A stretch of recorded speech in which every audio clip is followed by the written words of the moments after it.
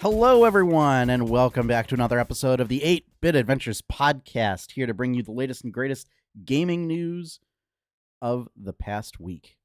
So I am your host, Sean Hayes, and this is episode 309. Little bit of a light news week, and some of the news we have is very sad, unfortunately. But some of the news we have is pretty good as well. So hope everyone's had a great week. So yeah, I don't know. I'm a little thrown off because like I had done the prep for the show last night instead of earlier this morning, and so yeah, I'm a little thrown off of just like being able to jump right in. But yeah, a bunch of some tabletop news, some gaming news, some epic news, and of course we're going to mention Rachel Lillis.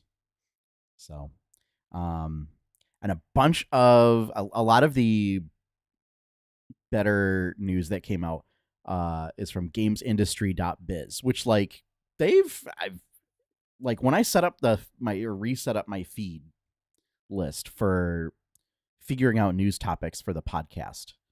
That like I hadn't really included it in my mix before, and like they're consistently putting out some of the like more interesting and better sourced like articles and pieces of news among the things that I have. And I will say Games Radar and GameSpot I tend to not use very much anymore, just because I have a hard time trying to get actual gaming news, and it seems like they just put any sort of entertainment news in their feed. And it's very difficult to pull out like what is actually gaming related. For websites that have, games in their title. Seems a little weird. So yeah. So happy Saturday, everyone. And why don't we get into this week's headlines?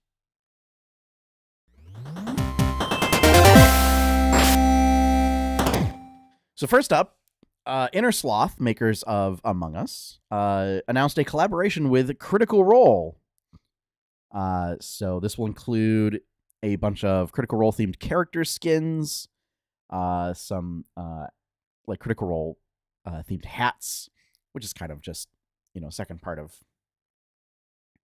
character skins, and all sorts of comical death animations. In their sort of announcement graphic, it seems like they have characters just from campaigns 2 and 3. I don't know if they have any from campaign 1, but it'd be great to see, if they have like the full suite there. And I mean, they're pretty good, like character skins. I think they seem like I'm not super familiar with a lot of the character skins. Like, when I was watching people play Among Us, on Twitch, it was mostly just the hats. I don't think character skins had been introduced to the game yet. But these costumes are like, they're pretty good. Oh no, wait, no, they have, I think it looks like they have Vax maybe. Or Vex. One of the two. So in that case, yeah, so then they do have characters from campaign 1 as well. But yeah, in the announcement graphic, they have Molly Mock, Jester, probably either Vex or Vax, or it might be a mishmash of the two. Artagan, looks like Chetney, maybe. Not Laudna, and Fern with associated familiars. So, um, so yeah. So Critical Role and Among Us.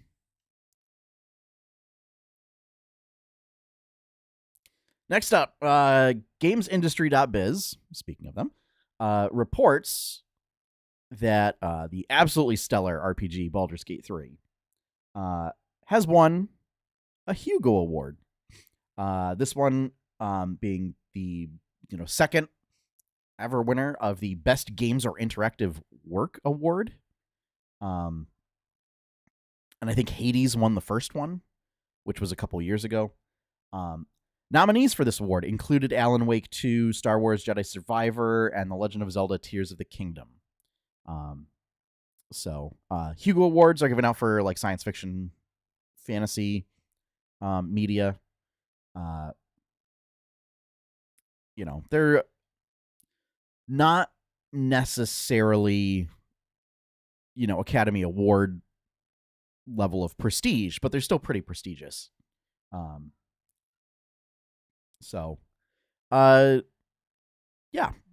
just goes to show. Baldur's Gate 3 is truly a kind of once in a generation piece of media, I think. And I think it'll be sticking around for some time. We'll see if it sticks. I don't think it's going to be ported to every platform like Skyrim was, but we'll see if it kind of has the staying power in the public consciousness that Skyrim does.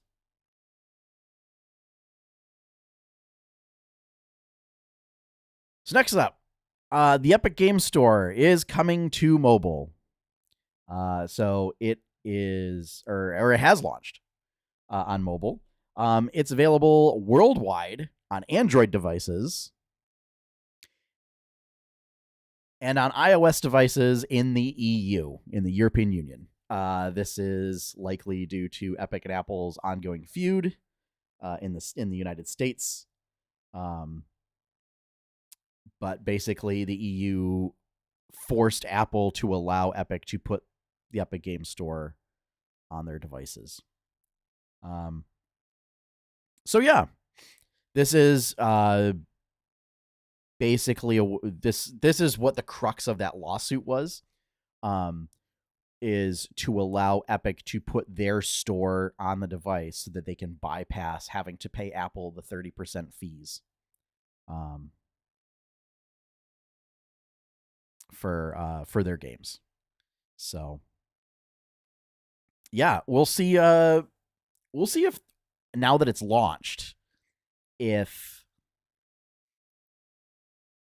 it has any impact on the current suits that are going through. And it'll be interesting to see what sort of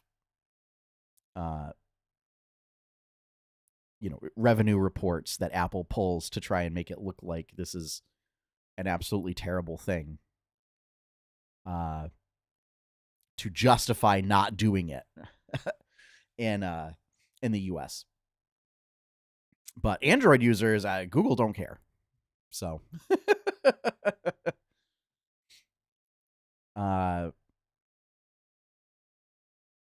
or I'd always assumed Google was Android, but I guess is Android open source or something? I don't know. I don't know anymore. Because it got weird when Google started putting out their own phone. But yeah. I will say, so Epic has had some pretty good free game offers lately. Through Twitch, which has been an interesting sort of collaboration there. So that's just a little tidbit, that you could get some free games that way, and then if they're mobile capable, you play them on mobile. Yeah, I don't know if there's going to be a limited offering, like just for mobile titles, or if it's going to be like the full Epic Store experience. So yeah.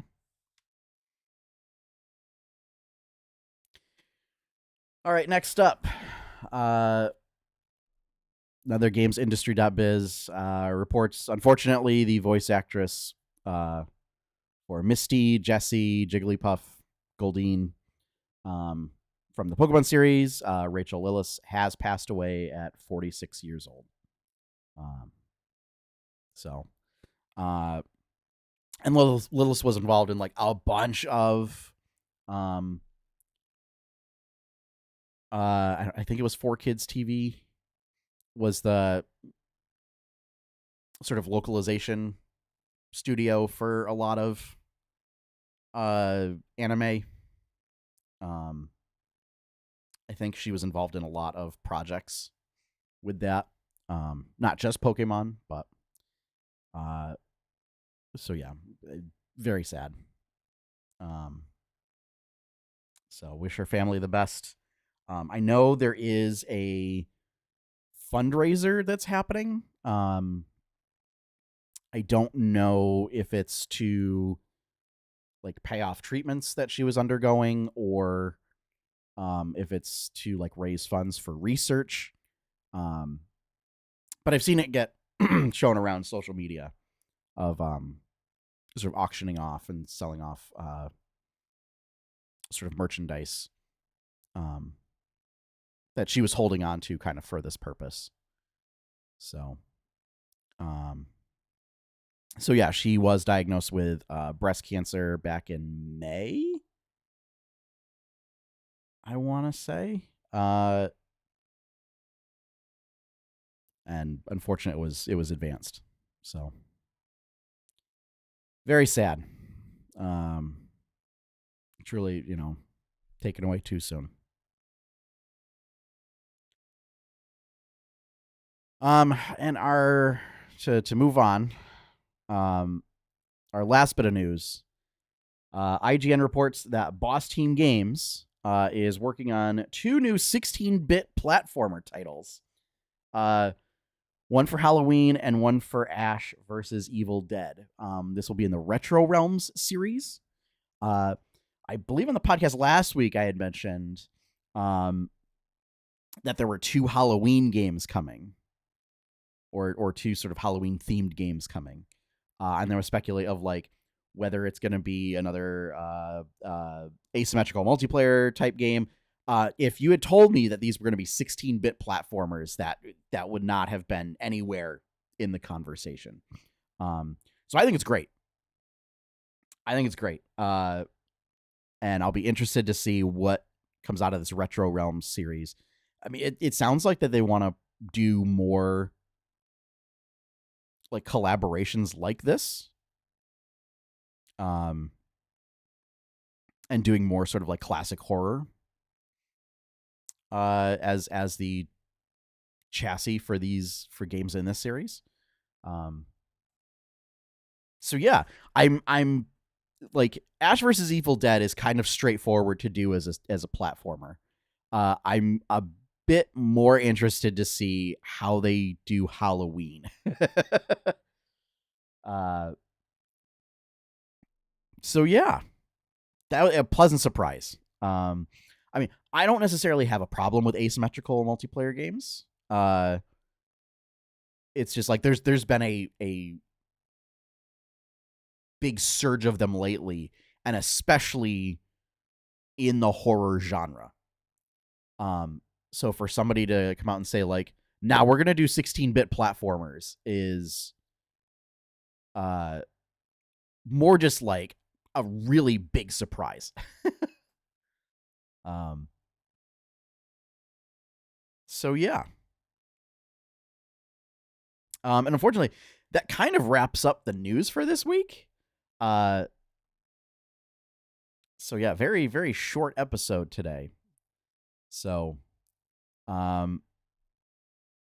yeah, there really wasn't a lot of of stuff to talk about. So we'll just pop this back up, and we'll do a kind of an extended outro, I guess. So yeah, not a lot of topics to cover this week. And I say that, but like, there's always stuff going on about like Call of Duty or Battlefield or Madden or FIFA or something. To be perfectly honest, that stuff's not very interesting to me because, Battlefield Call, like annual franchises, that would make more sense of doing games as a service model. And it's always just more like, oh, this one's coming, like, or this next iteration is coming, and it's like, that's not news. There's next iteration always coming. So, or some drama about, payment models or something like that. And it's like, I would rather focus on things that interest me personally that might also be of interest to other people. So that's really the focus of what this podcast does. And unfortunately, that means that sometimes there's really not much going on. Or it ends up being very sort of like dry stuff of like, oh, somebody posted these financial numbers and yada, yada, yada. Or somebody acquired this, or, like a small publisher acquired another small studio. And it's like, like it's big news for the people in that studio that got bought. But, if it's a studio that isn't really, if neither of the studios are really in the public consciousness, or they've produced games that I've never heard of, it's not really, it's not really going to show up on my radar, unfortunately. So yeah. And it just goes to show, like, and I also have to filter out like movie news and TV news, and that is, as I was saying earlier, like a big problem that I have with like the Games Radar and GameSpot feeds now is like so much of it is just devoted to TV shows or movies, and it's like, where's the gaming news, folks? So yeah. But next month, the new Zelda game comes out, so I'm excited for that. And then Mario and Luigi Brothership comes out in November, so excited for that too. And then, of course, the we'll call it 5.5 Player's Handbook is out in local game stores a month from now, actually.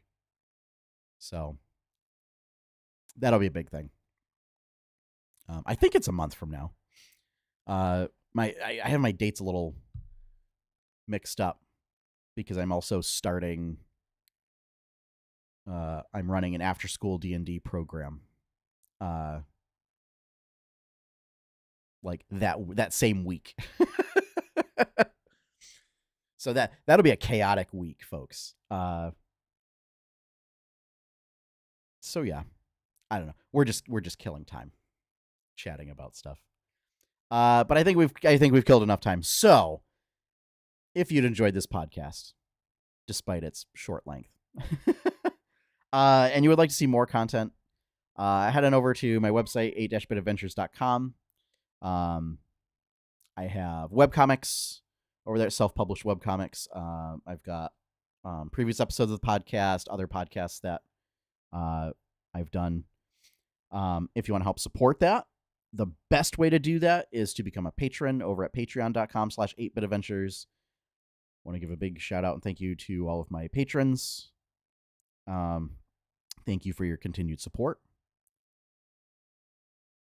Opening theme is One Up by Professor Shy Guy. It has been our opening theme for all technically 310 episodes that I've done. his work is over at professorshyguy.bandcamp.com. He is like a chiptune artist. So he does some covers and he does some original work. One Up is an original piece. But it's pretty good.